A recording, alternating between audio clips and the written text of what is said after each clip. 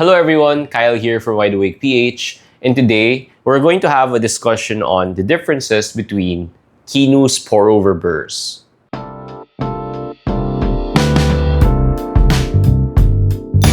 The Kinu Pourover Burr is a pretty niche topic. I don't think it's universally loved.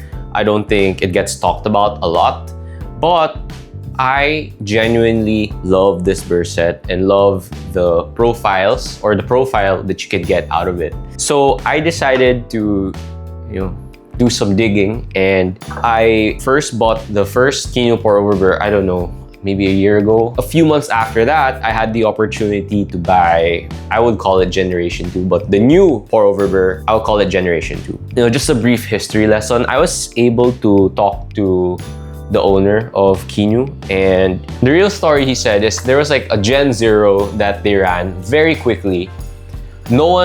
Everyone hated it because it ground so slowly.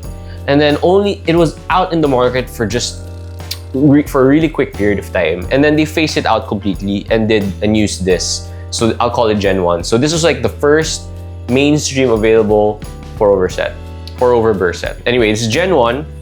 And they were saying a lot of their customers were complaining that it looked too similar to the stock burr set found on the Kinu, and there's no label, right? You really would just have to look at the burr geometry to figure out what the difference is between this and the standard burr set, which is optimized for espresso. So what they did was they developed this one, which uses the exact same, according to him, the exact same burr geometry, but they used a different gold PVD coating so that customers would easily be able to identify the difference between these two. And during that meeting, I asked him, is there any substantial taste difference between the two? He said, there's a little bit, but not enough. Like, it's not a big difference. Well, naturally, as a fan, that got me curious. So when I got the opportunity to buy it, I did. I got Gen 2. So now I have both gens. I wish I could get my hands on Gen 0. So now after maybe 2 or 3 months of using them, I can now report back to you. All right. So just to get the details out of the way, I use the Kinu M47 Classic, my very old and trusty grinder, paired with the Slew to test both burr sets. I use it across a wide range of pourovers. Basically, I use it every day, right? So if I want to use, the MHW Elf, the V60, Cafec, Flower, whatever dripper I have with whatever combination of filter vapor, I would use both of them.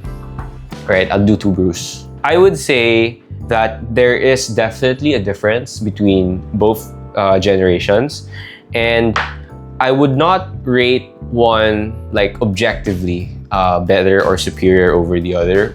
They have some differences that, are pros and cons. So let's start with the first gen.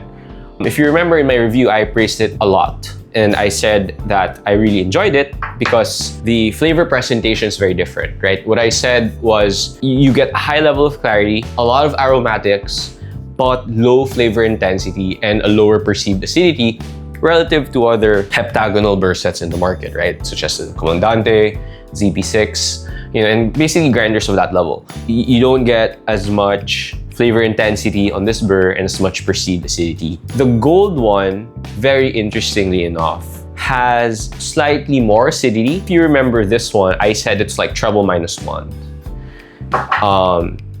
Like, you get body, you get sweetness, and then like a very clear representation of the flavor notes, but kind of like veiled. Like, it's not upfront. The gold one has the same sort of presentation, right? You get body, you get sweetness, but it's not as veiled. The acidity comes out at you but I wouldn't call it upfront. Maybe treble +0 or treble -0.5, depending on your calibration.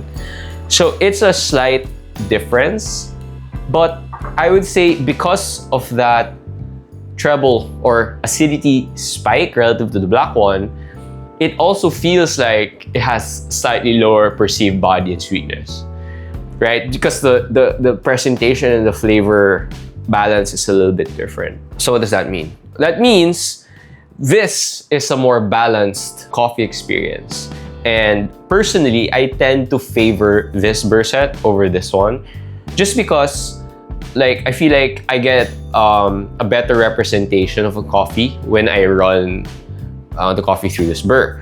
Whereas this one, I would say, because of that more muted acidity, it works well, but it works better for coffees with a very high acidity intrinsic to that coffee. Like, you know, for example, you have your heavily processed coffees, your anaerobic naturals, your CMs, like very, very fruit-forward Kenyan coffees, for example. If you have the mood that you want to tone that acidity down, then it would be best to run it through this. But if you want a more accurate flavor representation, like this is the pick.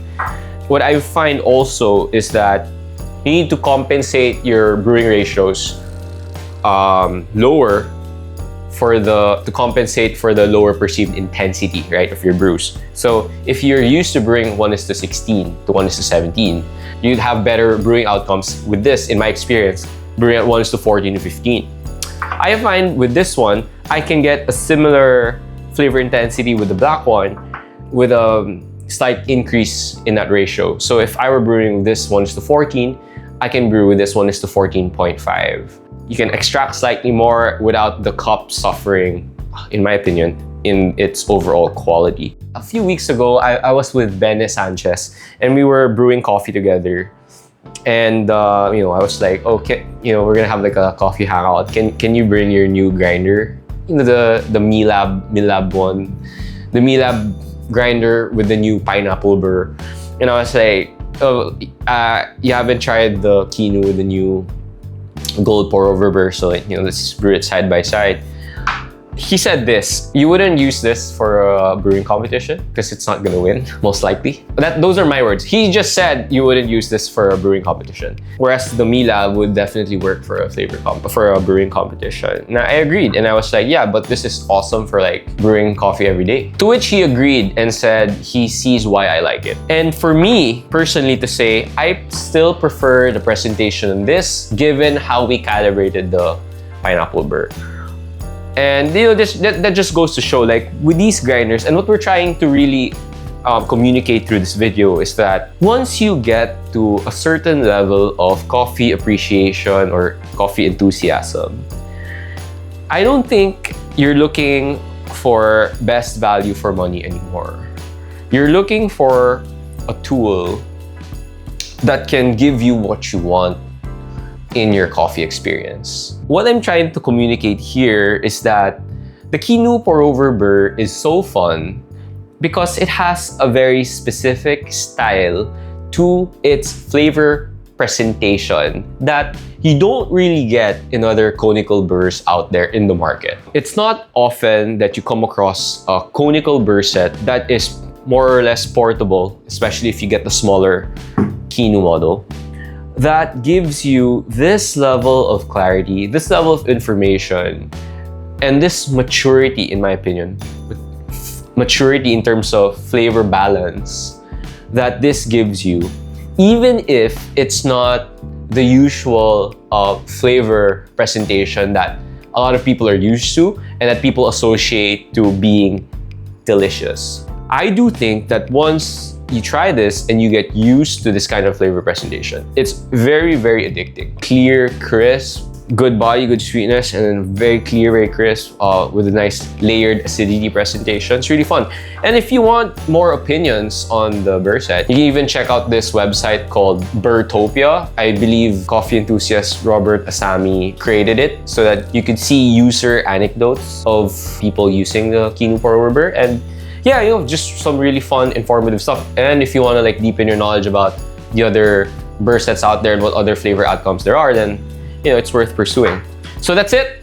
That was a lot of talk just to say the Kinu Pourover is great. Get the gold one. It's more accessible, in my opinion. But you know, it would be fun if you could also find this, because the black one does have its more niche use cases, but generally I think more people would prefer the gold one. That's it for today's video. Thank you so much for watching, and I hope you enjoyed. Please like and subscribe. See you again soon.